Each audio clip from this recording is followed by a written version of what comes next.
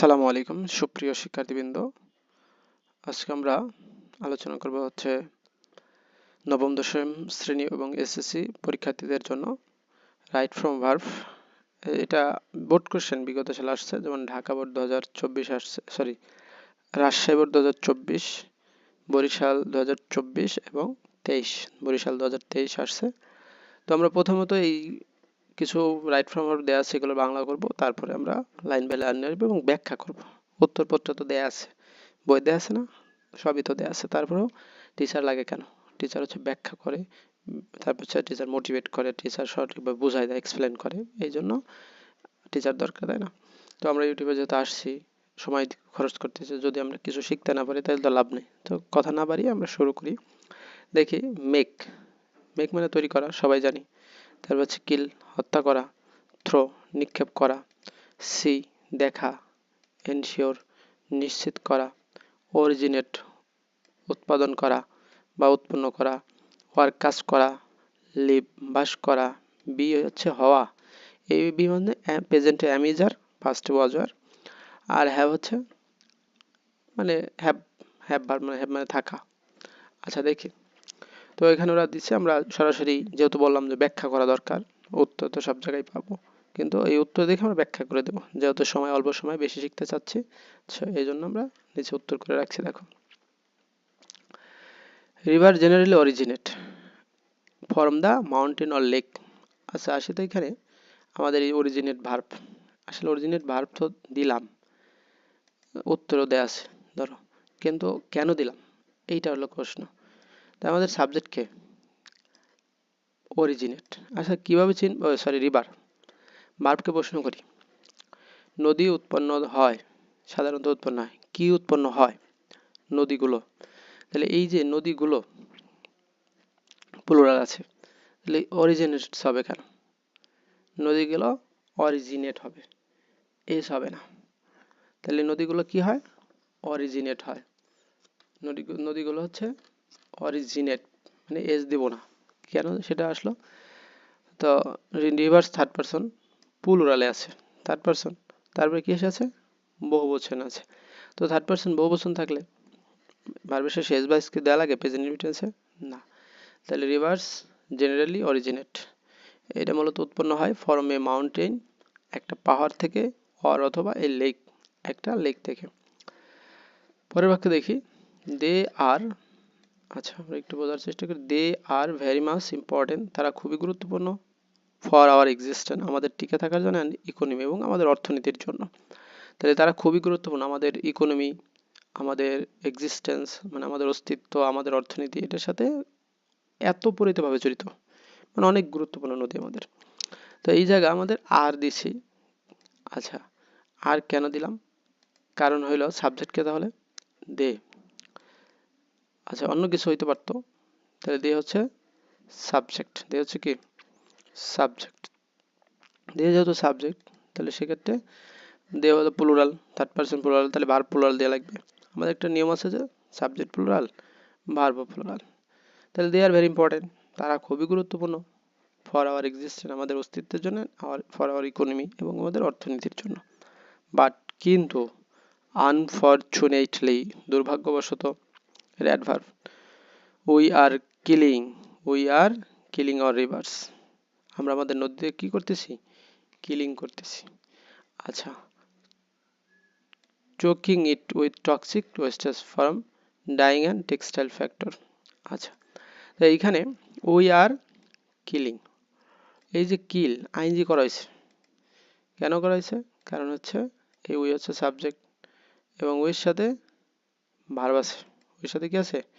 Verb আর, কারণ হচ্ছে we তো প্লুরাল, তাই আর হবে, আর প্রেজেন্ট কন্টিনিউয়াস হচ্ছে উই আর কিলিং, আমরা হত্যা করতেছি, our rivers choking it with toxic wastage from dyeing and textile factories. তাহলে আমরা টক্সিক যে ওয়েস্টেজ মানে টক্সিক যে বিষয়গুলো ছিল, এগুলা এই করে আমরা টেক্সটাইল ফ্যাক্টরির মাধ্যমে কি করতেছি? হত্যা করতেছি আমাদের নদীগুলোকে। Most of the industries do not have wastage treatment plant. আচ্ছা তাহলে অধিকাংশ ইন্ডাস্ট্রিগুলোর কিনে থাকে না, do not have waste treatment plant.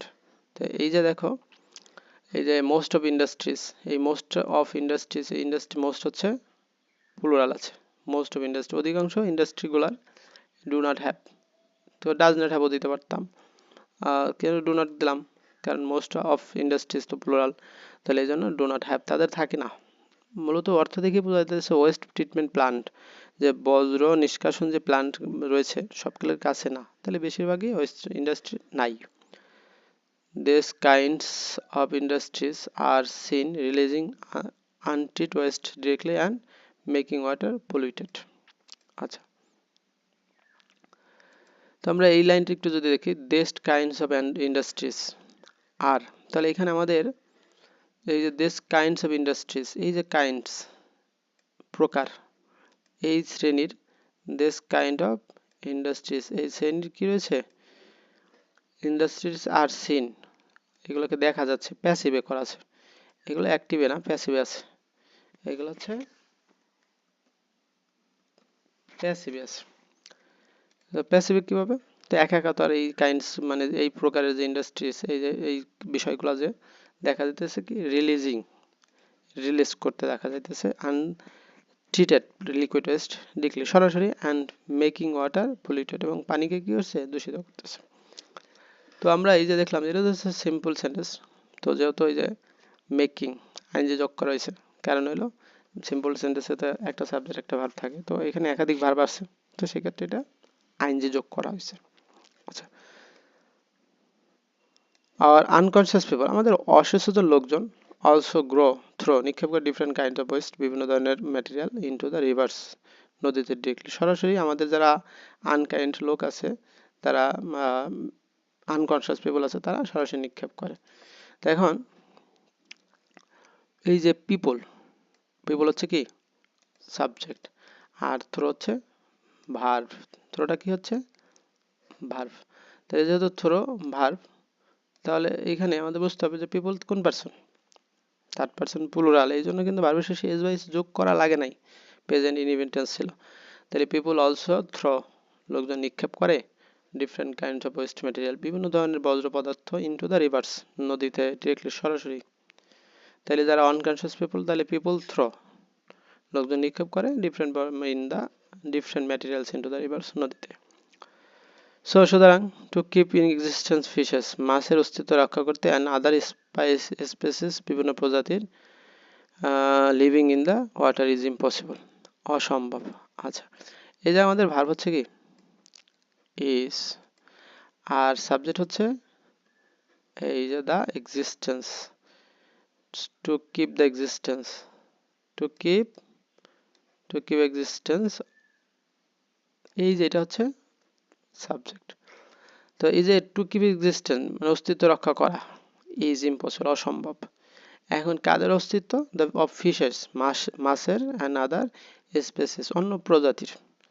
এখন বলছিলাম সিম্পল সেন্টেন্সে দুইটা ভার্ব, তাহলে একটা কি করবো আইনজি অথবা টু, তো এখানে ছিল living in water is impossible, water.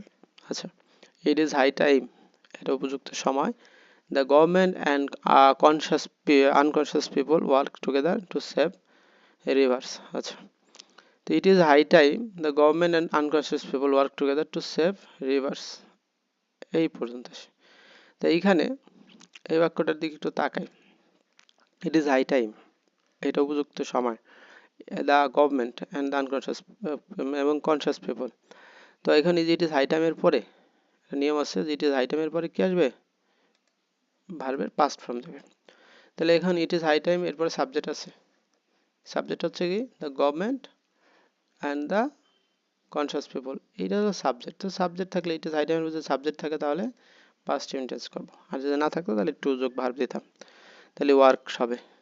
নিয়ম হচ্ছে ইট ইজ হাই টাইমের পরে সাবজেক্ট থাকলে তারপরে ভার্ব কি past indefinite tense, together to save the rivers, otherwise a happy prosperous and pollution free environment for the next generation can be ensured. তো মানে এখানে বলছে অন্যথায়, আদারওয়াইজ অন্যথায় একটা কি রয়েছে, happy prosperous and pollution free environment for the next generation can be ensured, নিশ্চিত হবে না। এই যে বির পরে মনে রাখতে হবে, বির পরে সবসময় কি হবে, প্যাসিভ হবে বি, তাহলে বি ভার্বের পরে বিশেষ করে বির পরে ভার্বের পাস্ট পার্টিসিপল, কারণ সম্ভব হবে না মানে ক্যান বি এনশিওর নিশ্চিত হবে না, তাহলে ইডি যোগ করতে হবে। তাহলে প্যাসিভ বুঝাইছে যে আসলে ফসফরাস এবং এনভায়রনমেন্ট পলিউশন এটা কখনো কি নিশ্চিত করা যাবে না, ফর দ্য নেক্সট জেনারেশনের জন্য নিশ্চিত হবে না, কারো দ্বারাই তো নিশ্চিত হবে, তো একা একা তো আর নিশ্চিত হবে না। তো এটাই ছিল আজকের আলোচনা। তো আশা করি এরকম যদি আমরা এরকমও যদি পড়তাম যে এখানে দিয়ে রিভার জেনারেলি, এখানে রিভার জেনারেলি কি আছে অরিজিনেট, তো অরিজিনেট আসতো, এখানে অরিজিনেট দিয়ে দিতাম আমরা, কেন দিতাম, কারণ হচ্ছে এটা হলো থার্ড পারসন কি আছে প্লুরাল আছে, এটা থার্ড পারসন প্লুরাল আছে। তো এইভাবে এখানেও করা যেত, তো এখানে আমরা করে জাস্ট ব্যাখ্যা করে দিছি। তো কোনো কিছু বুঝতে যে সমস্যা হয় অথবা এরকম টাইপ বা এরকম ক্লাস পেতে অবশ্যই কি করবে, সাবস্ক্রাইব করবে, ফলো দিবে। ধন্যবাদ সবাইকে।